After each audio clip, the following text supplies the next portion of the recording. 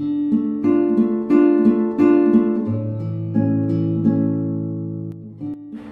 Reading ನಿಮಗೆ ಅನ್ವಯಿಸಿದರೆ ಅಥವಾ ರೆಸೊನೇಟ್ ಆದರೆ ಮಾತ್ರ ತಗೊಳ್ಳಿ, ಇಲ್ಲಾಂದರೆ ಬಿಟ್ಬಿಡಿ. ಇದು ಒಂದು ಜನರಲ್ ರೀಡಿಂಗ್ ಮಾತ್ರ ಆಗಿರುತ್ತೆ.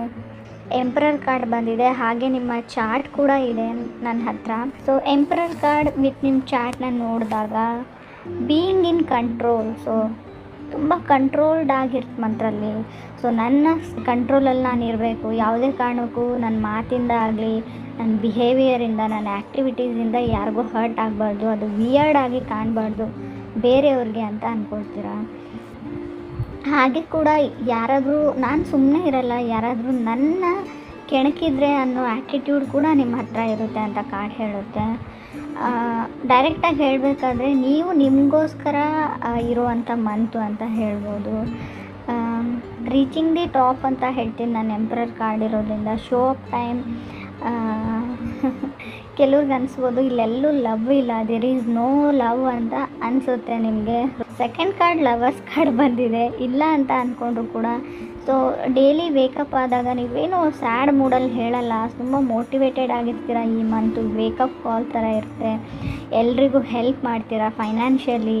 ಸೊ ಹಣಕಾಸಿನ ವಿಷಯದಲ್ಲಿ ನಿಮ್ಮ ಫ್ರೆಂಡ್ಸ್ಗೆ, ನಿಮ್ಮ ಫ್ಯಾಮ್ಲಿಗೆ, ಸೊ ಅವ್ರ ಬಿಲ್ಸ್ನ ಕೊಡೋದ್ರಲ್ಲಿ ನೀವು ಹೆಲ್ಪ್ ಮಾಡ್ತೀರಾ ಅಂತ ಕಾರ್ಡ್ ಹೇಳ್ತಾ ಇದೆ. ಥರ್ಡ್ ಕಾರ್ಡ್ 7 ಆಫ್ ವಾಂಡ್ಸ್ ಬಂದಿದೆ. ಚಾರ್ಟ್ ಏನು ಹೇಳುತ್ತೆ ಅಂದರೆ 7 ಆಫ್ ವಾಂಡ್ಸ್ ಜೊತೆ ನಾವು ನೋಡೋದಾದರೆ ಮೇ ಬಿ ನಿಮಗೆ ಯೂನಿವರ್ಸ್ ತುಂಬ ಹಣ ಕೊಡ್ಬೋದು, ಸಕ್ಸಸ್ ಕೊಡ್ಬೋದು ಅಂತ ಹೇಳ್ತೀನಿ. ಬಟ್ ಎಲ್ಲನೂ ಇದೆ, ನಿಮ್ಗೊಂದು ಭಯ ಅಂತ ಇರುತ್ತೆ, ಸ್ಕೇರಿನೆಸ್ ಅಂತ ಹೇಳ್ಬೋದು. ಅಥವಾ ಬೇರೆಯವ್ರಿಗೆ ಯಾರಿಗಾದ್ರೂ ನಿಮ್ಮ ಬಗ್ಗೆ, ನಿಮ್ಮಿಂದ ಅವ್ರಿಗೆ ಭಯ ಆಗ್ತಾಯಿದೆ ಅಂತ ಕೂಡ ಕಾರ್ಡ್ ಹೇಳುತ್ತೆ. ಆ ಥರ ಯಾವುದಾದ್ರೂ ತಪ್ಪು ಕೆಲಸ ಮಾಡಿದಾರೋ ಅಥವಾ ಏನೋ ಗೊತ್ತಿಲ್ಲ, ಸಮಥಿಂಗ್ ಸ್ಕೇರಿನೆಸ್ ಇದೆ. ಆಲ್ರೆಡಿ ಹೇಳಬೇಕಂದ್ರೆ ಅವ್ರಿಗೆ ಟ್ರಸ್ಟ್ ಇಶ್ಯೂಸ್ ಇದೆ, ನಂಬಿಕೆ ಪ್ರಶ್ನೆ ಅಂತ ಹೇಳ್ಬೋದು. ನಿಮಗೆ ಅವ್ರನ್ನ ಆಗ್ತಾ ಇಲ್ವಾ ಅಂತ ಕೂಡ ಕಾರ್ಡ್ ಹೇಳುತ್ತೆ. ಕೆಲವ್ರಿಗೆ ನಾನು ಫೋರ್ತ್ ಕಾರ್ಡ್ 8 ಆಫ್ ಪೆಂಟಿಕಲ್ಸ್ ಬಂದಿರೋದ್ರಿಂದ ಮೇ ಬಿ ನಿಮ್ಮನ್ನು ಯಾರಾದರೂ ಬ್ಲೇಮ್ ಮಾಡ್ಬೋದು, ಏನಾಗಿದೆ ನಮ್ಮ ಲೈಫಲ್ಲಿ, ಎಲ್ಲದಕ್ಕೂ ನೀವೇ ಕಾರಣ ಅಂತ ನಿಮಗೆ ಯಾರಾದರೂ ಹೇಳ್ಬೋದು, ಅಥವಾ ನೀವೇ ಯಾರಿಗಾದ್ರೂ ಹೇಳ್ಬೋದು ಅಂತ ಹೇಳ್ತಾ ಇದೆ. ಸೊ ಮೋಸ, ಬಿಟ್ರೇಲ್ ಕೂಡ ಕಾಣ್ತಾ ಇರಿ. ಈ ಮಂತಲ್ಲಿ ಕೇರ್ಫುಲ್ಲಾಗಿರಿ. ಯಾವುದಾದ್ರೂ ಯಾವ ವಸ್ತುನಾದರೂ ತೊಗೋವಾಗಲೂ, something you want to buy ಅಂದರೆ ನೀವು ತುಂಬ ಕೇರ್ಫುಲ್ಲಾಗಿರಿ, ಏನಾದರೂ ಖರೀದಿ ಮಾಡೋವಾಗ ಅಂತ ಕೂಡ ಕಾರ್ಡ್ ಹೇಳುತ್ತೆ.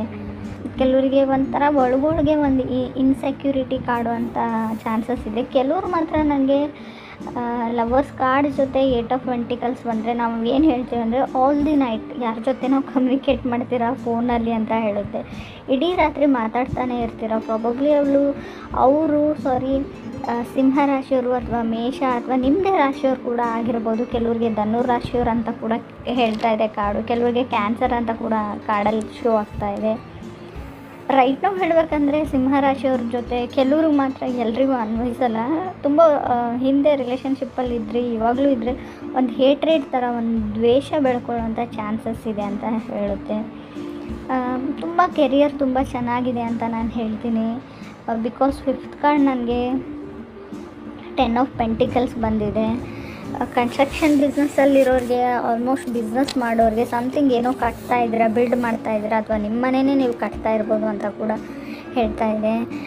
ತುಂಬ ಡ್ರೈವ್ ಮಾಡ್ತೀರಾ ವರ್ಕ್ಗೋಸ್ಕರ ಅಂತ ಹೇಳ್ಬೋದು. ನೀವೇ ಓನ್ ಡ್ರೈವ್ ಅಂತ ಹೇಳ್ತೀನಿ, ಟ್ರಾವೆಲ್ ಅಂತ ಹೇಳ್ತೀನಿ. ಮೇ ಬಿ ಧನುರಾಶಿಯವರು ಈಗಲೂ ನಿಮ್ಮನ್ನು ಇಷ್ಟಪಡ್ತಾರೆ ಅಂತ ಹೇಳುತ್ತೆ.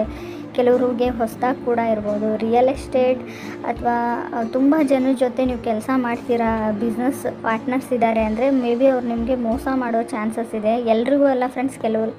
ಸೊ ಕೇರ್ಫುಲ್ ಆಗಿರೋದ್ರಿಂದ ನಮ್ದು ಏನಾಗುತ್ತೆ ಹೇಳಿ, ಆದಷ್ಟು ಕೇರ್ಫುಲ್ ಆಗಿರಿ, ಎಚ್ಚರಿಕೆಯಿಂದ ಇರೋದು ನಮ್ಗೆ ಒಳ್ಳೆಯದು ಅಂತ ಕೂಡ ಹೇಳುತ್ತೆ. ಆಲ್ರೆಡಿ ಮ್ಯಾರಿಡ್ ಇದ್ದವ್ರಿಗೆ ಸಪ್ರೇಟ್ ಆಗಬೇಕು ಅಂತ ಅಂದ್ಕೊಂಡಿದ್ರೆ, ಡಿವೋರ್ಸ್ ತೊಗೊಳ್ಬೇಕು ಅಂತ ಅಂದ್ಕೊಂಡಿದ್ರೆ, ಚಾರ್ಟ್ ಏನು ಹೇಳುತ್ತೆ ಅಂದರೆ ಇನ್ನೊಂದು ಸರ್ತಿ ಯೋಚನೆ ಮಾಡಿ ಅದ್ರ ಬಗ್ಗೆ.